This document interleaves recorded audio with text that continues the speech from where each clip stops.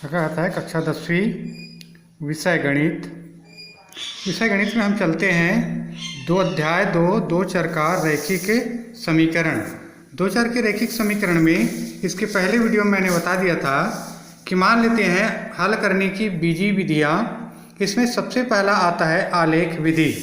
हम देखते हैं कि मान लेते हैं आपको जो दो समीकरण दिया गया है, ये दोनों समीकरण को यदि आलेख विधि से हल करते हैं, जैसे ये निर्देशांक अक्ष पर x डैश y और y एक्स डैश है।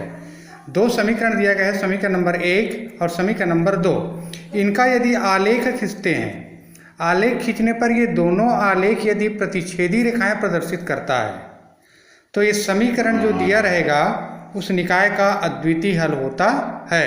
और जो प्रतिच्छेद बिंदु होगा x अक्ष पर और y अक्ष पर, वही बिंदु जो है उस समीकरण का हल कहलाएगा। और यदि दिए गए समीकरण से हम यदि आलेख खींचते हैं, और आलेख समीकरण नंबर 1 से आलेख, समीकरण नंबर 2 से आलेख, x अक्ष और ये y अक्ष पर, ये दोनों आलेख यदि दोनों समांतर हो जाता है, दोनों आलेख यदि समांतर हैं, किसी भी बिंदु पर ये प्रतिच्छेद नहीं करते हैं, तो समीकरण निकाय का कोई भी हल नहीं होगा। अर्थात समीकरण निकाय का कोई भी हल नहीं होगा जब दोनों रेखाएं परस्पर क्या होती है, समांतर होती है। इसी तरह से तीसरा कंडीशन, यदि हमने आलेख खींचा है, आलेख खींचते हैं तो समीकरण नंबर 1 का आलेख ये सीधा सरल रेखा प्राप्त हुआ, समीकरण नंबर 2 का भी आलेख जो है इसी सरल रेखा पर ही प्राप्त हुआ। अर्थात एक से अधिक बिंदुओं पर ये प्रतिच्छेद कर रहा है, तो एक रेखाएं कहलाता है संपाती रेखाएं। अर्थात दिए गए आलेख रेखा जो है संपाती है तो इसके अनेक हल होंगे, अर्थात समीकरण निकाय का अनंता अनेक हल होता है। कौन से कंडीशन पर? जब रेखाएं जो है संपाती होती है। समीकरण नंबर 1 और समीकरण नंबर 2 दोनों का आलेख जो है एक ही सरल रेखा पर प्राप्त होता है। तो ये 3 कंडीशन है आलेख पर। इसी आलेख के तीनों कंडीशन पर हम एक उदाहरण लेके चलते हैं कि आलेख विधि से समीकरण हल कीजिए। आपको दिया गया समीकरण है 2x धन y बराबर 90, समीकरण नंबर 1। दूसरा x धन y बराबर 60, समीकरण नंबर 2। समीकरण नंबर 1 को देखना, समीकरण नंबर 1 से हम 2x धन y बराबर ये 90 दिया गया है, y को हमने पक्षांतर कर दिया तो y बराबर हो गया 90 ऋण 2x। अब ये जो x लिखा है, इस x के स्थान पर 10, 20, 30, 40, 50 इत्यादि रखते जाएंगे, तो x और y के संगत मान जो हैं वो सारणी के आधार पर निम्न। x बराबर यदि 10 रखते हैं तो y बराबर हो जाएगा 90 ऋण 2x है, तो 10 दूनी 20, 90 में 2 को घटाएंगे तो बचेगा 70 आएगा। 20 रखने पर 50 आएगा, 30 रखने पर 30 आएगा, 40 रखने पर 10 आएगा, 50 रखने पर ऋण 10 आएगा। इसी तरह से आप आगे बढ़ा भी सकते हैं इसको। इसी तरह से अब इक्वेशन नंबर हमारे पास 2 है x धन y बराबर 60। यहाँ भी y को अलग कर दीजिए तो यह हो जाएगा 60 ऋण x। पुनः x के स्थान पर 10, 20, 30, 40, 50, 60 रखने पर x एवं y के संगत मान की सारणी निम्नानुसार बनेगी। x बराबर यदि 10 रखते हैं तो y का मान आ जाता है 50, 20 रखने पर आता है 40, 30 रखने पर आता है 30, 40 रखने पर होता है 20 और 50 रखने पर होता है 10। अर्थात हमारे पास ये 2 सारणियाँ प्राप्त हो गई x और y के मान के समीकरण नंबर 1 से और समीकरण नंबर 2 से। ये दोनों सारणियों के मान को आपको आलेख पर रखते जाना है। दोनों को आलेख पर रखेंगे, ग्राफ पेपर होगा आपके पास, उस ग्राफ पेपर पर आपको 2 अक्ष खींचना है, एक x और x डैश अक्ष, y और y डैश अक्ष, और बीच में जहाँ पर दोनों रेखाएं प्रतिच्छेद करती है ये मूल बिंदु होता है। मूल बिंदु के दाईं ओर धनात्मक अक्ष होता है, मूल बिंदु के बाईं ओर ऋणात्मक अक्ष होता है। मूल बिंदु के ऊपर होता है धनात्मक y अक्ष होता है और मूल बिंदु के नीचे होता है ऋणात्मक y अक्ष। अब हमारे पास जो पैमाना दिया गया है उसको आपको इस आलेख पर दर्शाना है। समीकरण नंबर 1 से हमको प्राप्त हुआ है, समीकरण नंबर देखना, x के स्थान पर यदि 10 रखा जाता है तो उसका मान आया है 70 आता है। x का मान 10 रखने पर 70। 20 रखने पर आया है मान जो है 50, ये 50 रख दिया गया, 20 और ये 50 और ये 20। 30 रखने पर आया है 30, ये 30 है y अक्ष पर, x अक्ष पर 30। इसी तरह से 40 रखने पर आता है ये 10, 40 रखने पर ये 10 आया। 50 रखने पर आया है ये ऋण 10, 50 रखने पर ऋण 10। 60 रखने पर 30 आएगा। 70 रखने पर 50 आएगा। 80 रखने पर ये ऋण 50 आएगा और ये 40 आएगा। इस तरह से आपको एक सीधा सरल रेखा प्राप्त होगा समीकरण नंबर 1 के लिए।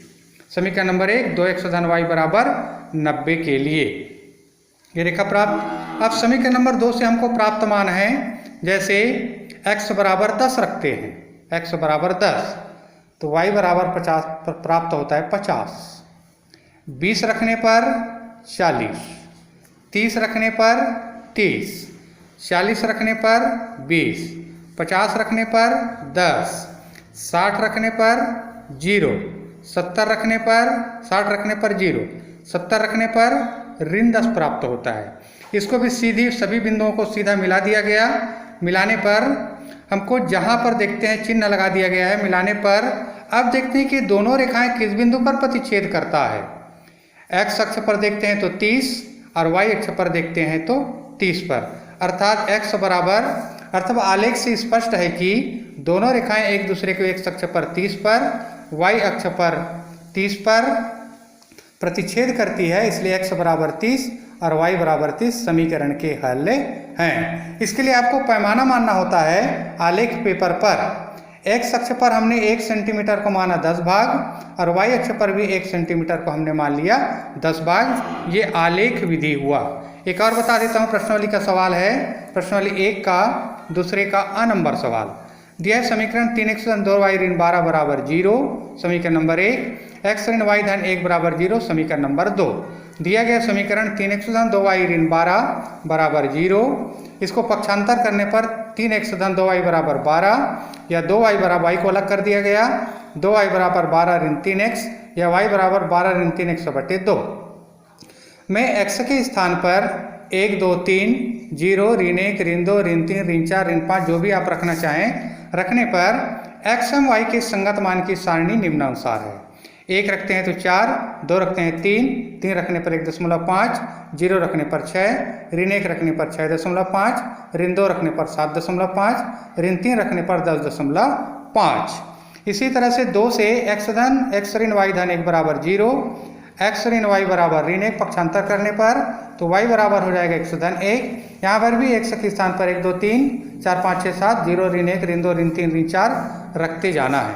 तो x एवं y के संगत मान की सारणी पुनः प्राप्त होगी। x बराबर 1 y बराबर 2, x बराबर 2 y बराबर 3, x बराबर 3 y बराबर 4, 0 रखने पर 1 ऋण 1 रखने पर 0, ऋण 2 का ऋण 1 ऋण 3 का ऋण 2 ऋण 3 का ऋण 4। इस मानों को, दोनों सारणियों को आपको पुनः ग्राफ पेपर पर रखना है।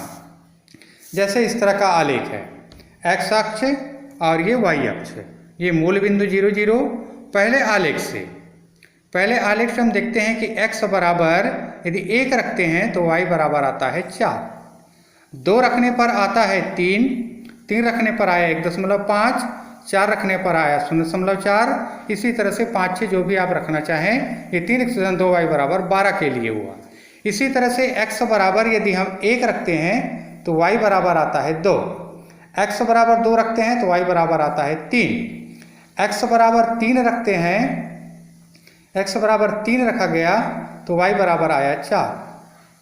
इसी तरह से x बराबर यदि 0 रखते हैं तो ये आता है आपका 0 रखने पर ये आता है 1, ऋण 1 रखने पर 0, ऋण 2 रखने पर ऋण 1, ऋण 3 रखने पर ऋण 2, इसी तरह से ऋण 4 रखने पर यहाँ पर आया ऋण 3। ये इस आलेख को भी सीधा सरल रेखा में मिला दिया गया। अब मिलाने के बाद पुनः देखते हैं कि दोनों आलेख x अक्ष पर 2 और y अक्ष पर 3 पर एक दूसरे को काट रहा है, ये 2 और 3 पर, अर्थात आलेख से स्पष्ट है कि दोनों रेखाएं एक दूसरे को क्रमशः x अक्ष पर 2 पर और y अक्ष पर 3 पर प्रतिच्छेद करती है। इसलिए x बराबर 2 और y बराबर 3 समीकरण के हल होंगे। ये हुआ आपके आलेख विधि से समीकरण हल करना। अगला प्रश्नावली में होगा, आप देख लीजिए उसको।